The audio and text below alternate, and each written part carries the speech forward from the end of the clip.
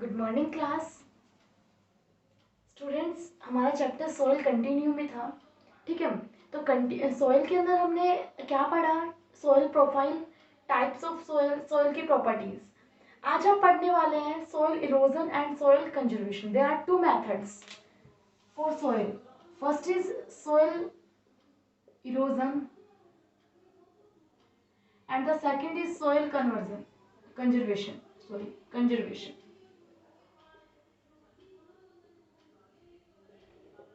Okay, soil erosion and soil conservation. तो what do you understand by the soil erosion? Students आपने पहले भी काफी पढ़ चुके होंगे, आप एसएस में भी एसएसटी में पढ़ते हैं और अपने जूनियर क्लास में पढ़ा होगा। सोइल इरोजन वो मेथड होता है आपका जिसके अंदर आपकी जो टॉप मोस्ट जो लेयर होती है सोइल की, वो किसी भी एक्सटर्नल फैक्टर से आपकी डिप्लीट होना, वो खत्म हो जाती है। ठीक है, उसका वॉश हो जाना, दूध फेंक देना, उसको क्या बोलते हैं आप? सॉइल इरोजन बोलते हो। क्या बोलते हैं आप? Soil erosion. तो इसलिए आप ये बोल सकते हो the process of carrying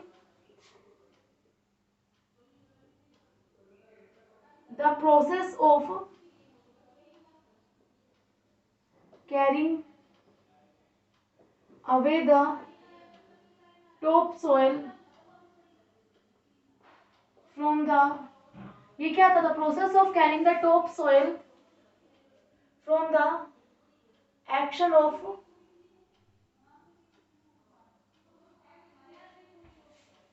wind and water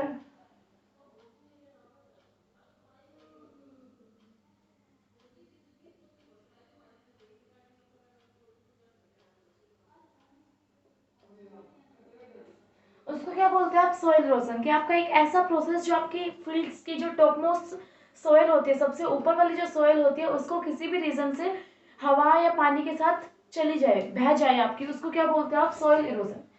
soil erosion आपकी क्या होती है बेटा? आपको पता है सॉइल इरोजन आपका एक नेचुरल प्रोसेस है। ठीक है, सॉइल इरोजन ये तो है नहीं आप खुद से करते हैं, सॉइल इरोजन आपका एक नेचुरल प्रोसेस है। इसके लिए कहता है कि आपकी एक सॉइल आपके लिए कहता है ना कि एक ब्लेसिंग्स, नेचर की हमारी क्या है? ब्लेसिंग है। सॉइल की वजह से हमारे फील्ड्स में क्या होती है? क्रॉप्स ग्रो करती है, हमें वेजिटेबल्स मिलते हैं, हमें फ्रूट्स मिलते हैं। तो सॉइल इरोजन को हमें रोकना चाहिए। हमें उसको रोकने के लिए काफ़ी मेथड्स यूज़ करने चाहिए। हमारे सबसे पहले रीज़न कहता है कि आपने रीज़न क्या क्या है, किस वजह से आपका सॉइल इरोजन होता है। तो सबसे पहले आपका यहाँ पे कहता है cause of soil erosion.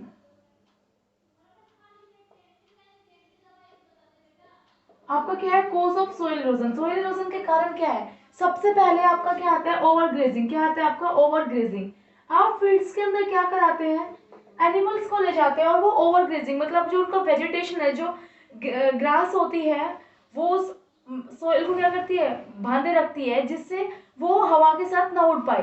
But over grazing होने की वजह से वहां से वो मिट्टी ऊपर आ जाती है और उस वजह से वो, जैसे ही हवा तेज चलती है, विंड्स, हाई स्पीड विंड्स होती है, तो वो क्या करती है? फ्लो कर जाती है विंड्स के साथ, तो वहां से क्या हो जाता है? सॉइल इरोजन हो जाता है। तो पहला केस आपका ओवर ग्रेजिंग। सेकंड कह रहे हो आप डिफोरेस्टेशन। क्या कहते हो आप? डिफोरेस्टेशन। डिफोरेस्टेशन क्या होता है स्टूडेंट्स? आपने पहले भी किया था डिफोरेस्टेशन। डिफोरेस्टेशन मीन्स आप फॉरेस्ट को अपने प्रॉफिट के लिए क्या करते हो? कट कर देते हो। ठीक है, लार्ज स्केल में आपने प्लांट्स को कट किया। आपको पता है प्लांट्स की जो रूट्स होती हैं वो सॉइल को क्या करती है? बाइंड करती है, वो उनको बांधे रखती है। अगर आप डिफोरेस्टेशन करेंगे तो वो रूट्स उनको बांध के नहीं रखेंगी। उस केस में वहां पे सॉइल फ्री हो जाएगी और उसका कटाव हो जाएगा, सॉइल इरोजन हो जाएगा। ठीक है, थर्ड कहते हैं आप किस में यूज करते हो आप इसको? जो फॉरेस्ट की लैंड होती है उसको आप क्या करते हो? कंस्ट्रक्शन पर्पस में यूज करते हो। Clean the forest.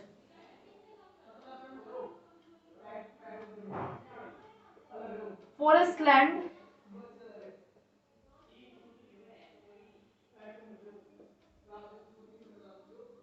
For construction purpose. Okay, तो ये कह रहा है आपको कि आप क्या करते हो? फॉरेस्ट लैंड को आप क्या करते हो? क्लीन करते हो। किसके लिए? कंस्ट्रक्शन पर्पस के लिए। ठीक है, फैक्ट्रीज बनाने के लिए। आप पेड़ काटेंगे, पेड़ काटेंगे तो क्या होगा? आपके पास डिफोरेस्टेशन होगा। कोई बड़ी बात नहीं है। आपके ये क्या थे? फिर एक आता है आपका fourth method, deep ploughing and forest fire. Fourth क्या आता है? Deep ploughing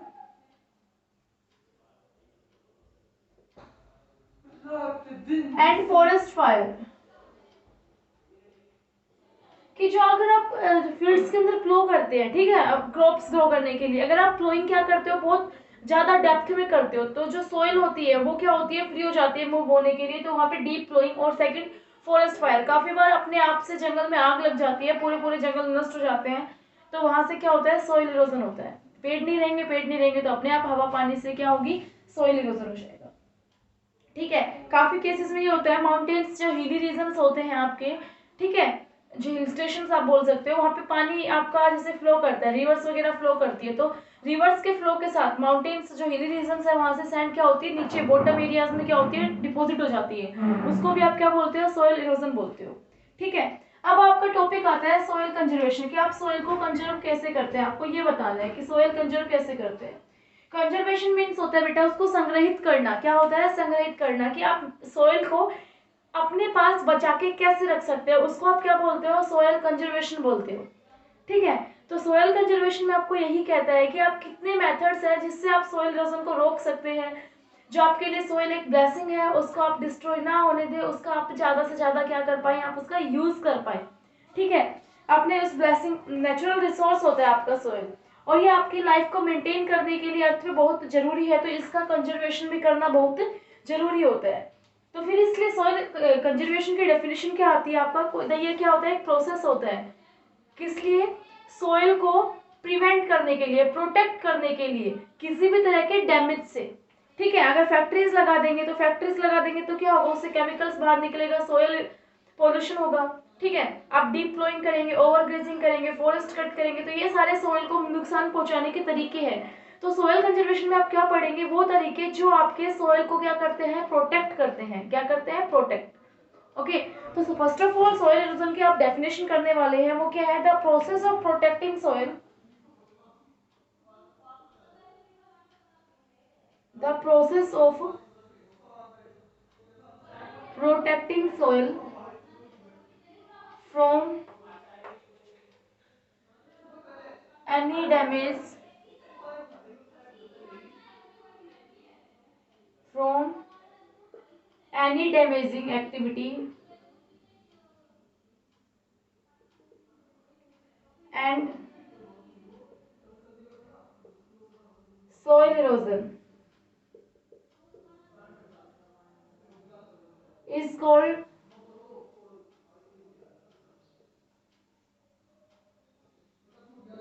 soil conservation। उसको क्या बोलते हैं आप, soil conservation बोलते हो। ओके, कि आपका एक प्रोसेस है जिससे आपके सोइल को आप किसी भी एक्टिविटी जो सोइल को डैमेज करती है उससे बचाते हैं, सोइल इरोजन से बचाते हैं, उसका आप बोलते हैं सोइल कंजर्वेशन। आपके मेथड्स क्या है टू प्रिवेंट, या बोल दो मेथड्स फॉर सोइल कंजर्वेशन, आप सोइल कंजर्वेशन के लिए क्या क्या मेथड्स आप यूज करते हैं। तो सोइल कंजर्वेशन के लिए स्टूडेंट्स आप फर्स्ट मेथड जो आप यूज करते हैं वो आपका मेथड क्या है, वही कि planting more trees and grass. सबसे पहले आपको जो हमने अभी तक पढ़ा था कि आपको पेड़ नहीं काटने देना, उससे ज्यादा आपको लगाने हैं, प्लांटिंग प्लांट्स एंड ट्रीज, कि आपको ज्यादा से ज्यादा क्या करने हैं, पेड़ लगाने हैं, जिससे सोयल उनकी रूट्स प्लांट की सोयल को बाउंड करे और आपका सोयल इरोजन ना हो।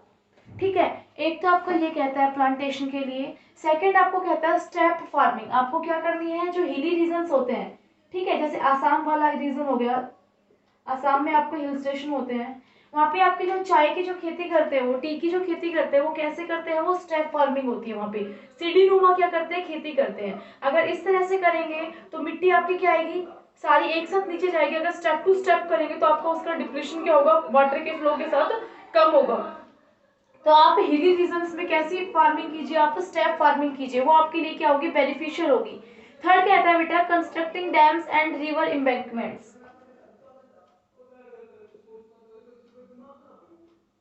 कंस्ट्रक्टिंग डैम्स एंड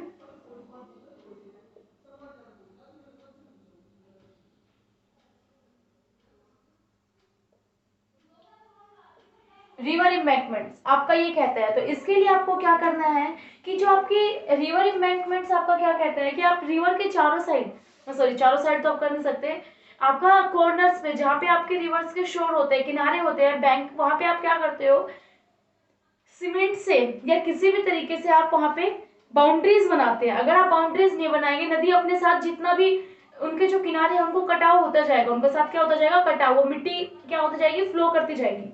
अगर वहां पे आप सीमेंट से, ठीक है, स्टोन्स का यूज करके क्या बना देंगे, उनकी एक लिमिट बना देंगे कि उन रिवर्स को इतने लिमिट में ही क्या करना है, फ्लो करना है, तो वहां पे आपका सोइल इरोजन क्या होगा, कम होगा।